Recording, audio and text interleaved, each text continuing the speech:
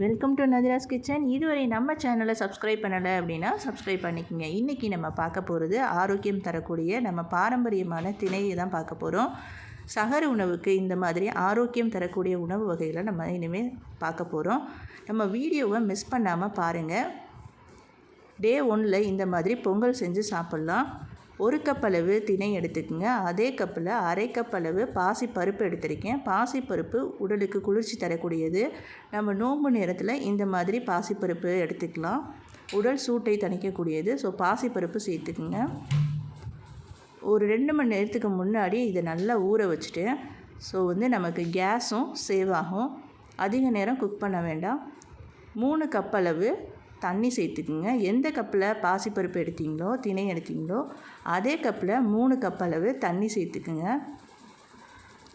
1/4 table spoon அளவு உப்பு சேர்த்து இதை ஒரு லோ ஃப்ளேமில் வச்சு ஒரு விசில் மட்டும் வச்சா போதும். சூப்பராக குக் ஆகி வந்துடும்.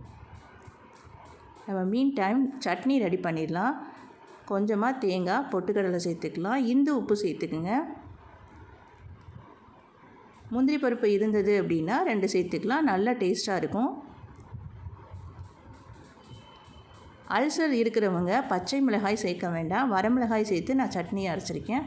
இப்போ பொங்கல் ரெடி ஆயிடுச்சு. நம்ம தாளிப்பு சேர்த்துடலாம். கொஞ்சமாக முந்திரி பருப்பு, சீரகம், மிளகு சேர்த்துக்கலாம். கருவேப்பிலை சேர்த்து நெய் அல்லது நீங்கள் வீட்டில் யூஸ் பண்ணக்கூடிய எண்ணெய் கூட சேர்த்துக்கலாம். அவ்வளோதான், சூப்பரான திணை பொங்கல் ரெடி. இது சகர் நேர சாப்பாட்டுக்கும் சாப்பிட்லாம். சீக்கிரமாக டைஜஸ்ட் ஆகிடும். குழந்தைங்களுக்கும் கொடுத்துட்டு வரலாம். நைட்டே செஞ்சு வச்சுட்டோம் அப்படின்னா சகருக்கு நம்ம ஹீட் பண்ணிக்கலாம். சட்னி மட்டும் அரைச்சிக்கலாம். இந்த வீடியோ பிடிச்சிருந்தால் லைக் பண்ணுங்கள், ஷேர் பண்ணுங்கள்.